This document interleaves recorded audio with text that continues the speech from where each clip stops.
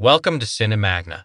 In today's video, we will showcase the cast and director's interviews of the 2023 American comedy-drama film titled The Holdovers. The film is directed by Alexander Payne and written by David Hemmingson. The film stars Paul Giamatti, Divine Joy Randolph, and Dominic Sessa. Make sure to like the video and subscribe to our channel to be notified when new videos are released. Alexander read a pilot that I wrote about 4 years ago that was set in a prep school in 1980. And he kind of called me up out of the blue, and having read it, was like, I love this pilot. And I was like incredibly flattered because he's like a personal hero of mine. He's a brilliant director, so I was like blown away. And then he said, but I don't really do TV, but I have this feature I want to do that's set in that world in 1970. I said, okay, sure. And I said, what is he? He said, well, basically, I really want to do this sort of optically challenged, kind of odiferous professor that gets stuck at a prep school over Christmas break 1970 to 71 with a group of students, one of whom has sort of been stranded by his family, most definitely, and this relationship kind of evolves over the course of the movie. And so that was sort of the genesis of the whole thing. He's a brilliant, brilliant director. And I kind of feel like I went to film school on Alexander's back, in that, like, he would make these references. He'd want something kind of tonally or visually, or he'd, kind of want a narrative moment that, as opposed to try to unpack it verbally, he'd just be like, John Garfield, all right. Michael Curtiz, point of no return, 1950, midpoint forward, click. Like, what? Hello? I'd be like, and I'd have to figure out, oh, okay, he wants sort of tonally this kind of thing, he wants to be able to evoke certain moods. And I think for him, it's got to be the organic evolution of the characters over the course of the narrative. And so I think the reason he doesn't get specific in terms of distinct turns he wants is because he wants me to find it and then for him to reflect upon it. I mean, that's been our working relationship, and I hope to God it continues for many, many decades to come, because I would kill to work with him again. I think he's a brilliant guy. The story of The Holdovers is this.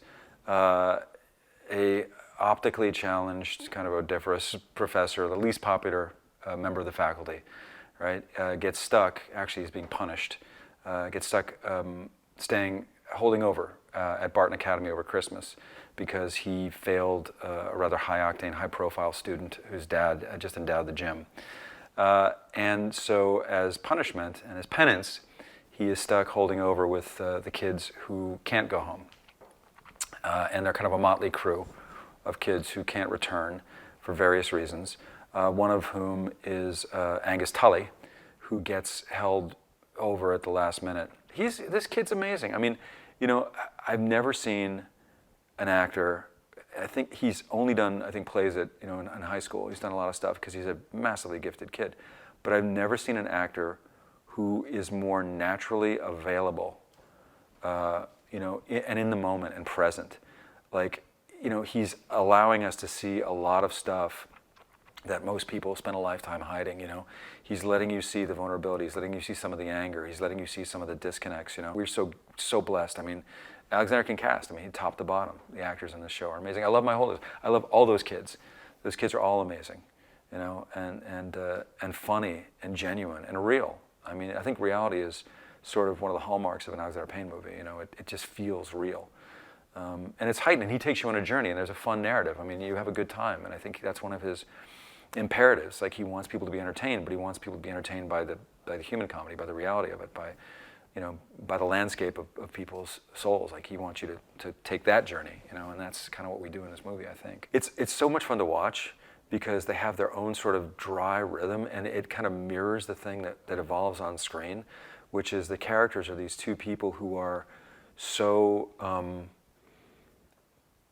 their lives are fraught for different reasons, and their histories are weighted with different problems and tragedies, and I think together they're able to share some of that pain and transcendent laugh about it.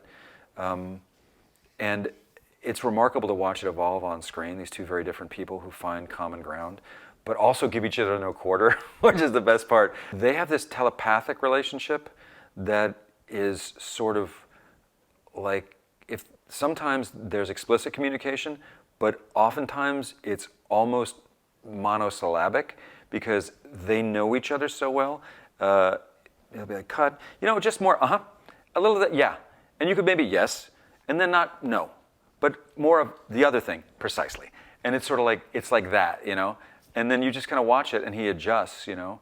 And Alexander occasionally will just sort of make a statement about kind of what's happening.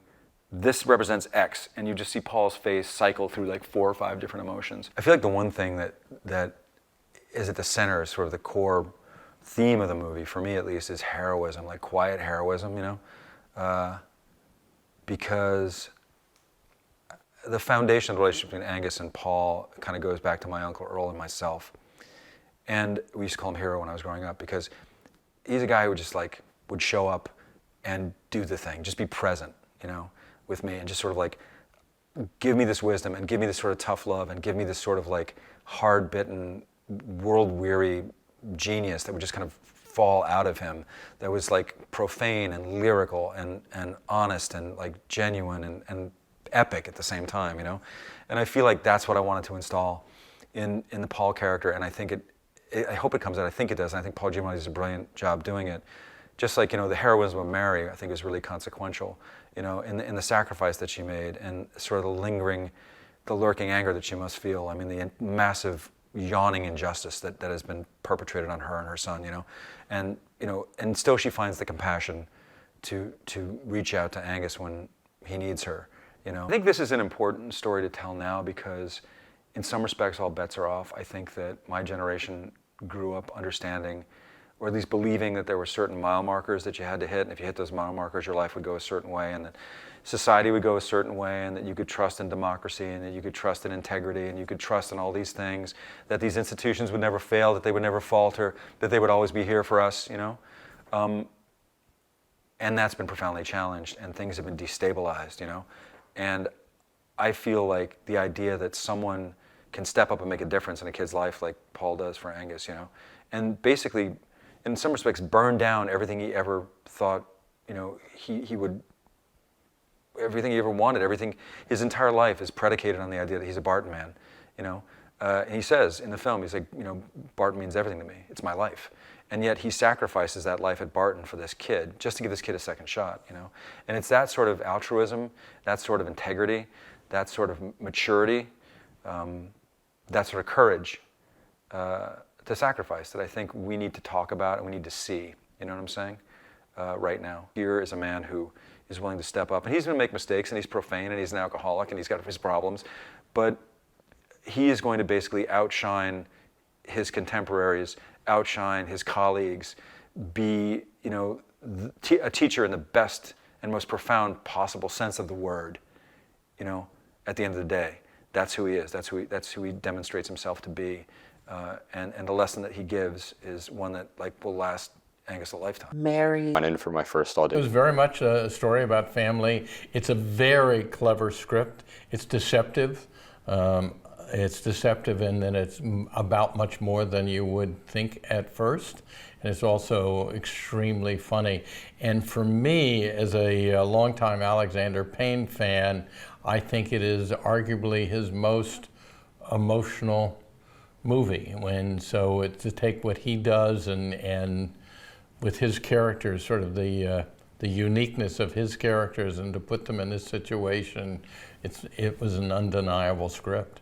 Paul Hunnam, played by Paul Giamatti, is a professor at this private boys' school in New England in 1970. He's been there forever, seemingly, and the students talk about him as having been there forever. Most of them don't know that he was actually at one point a student there himself. He is one of those professors you don't know a lot about. He sort of scares you, and he's a very, very smart man who should be a great teacher, and he's not. And I think in the process of this movie probably makes himself a better teacher. Paul Giamatti is one of those wonderful actors that's really a chameleon, and he can play any number of people. So we've seen him in a bunch of movies and television shows, but I don't know that I've ever seen Paul Giamatti play the same character twice. And so he somehow, he is somebody who can both put you off and yet bring you in at the same time. Dominic Sessa, who plays Angus, this is his first movie. He had been a drama student or been in school, in boys' school, but didn't have an agent, didn't have a manager. We had this wonderful casting director, Susan Shopmaker, who decided to go out and find, a discovery. And one of the smart places she went was to private boys' school's drama department and say, all right, who do you have? Who do you offer up? And that's how Dominic came in. He didn't come in through any orthodox means. It was really from out of nowhere. And I don't know what the number is. She probably saw 600-700 boys for this part. And Dominic, early on, we said, well, wait a minute, this is somebody to pay attention to. And Alexander put him through the paces. He had him sort of try out and test a number of times.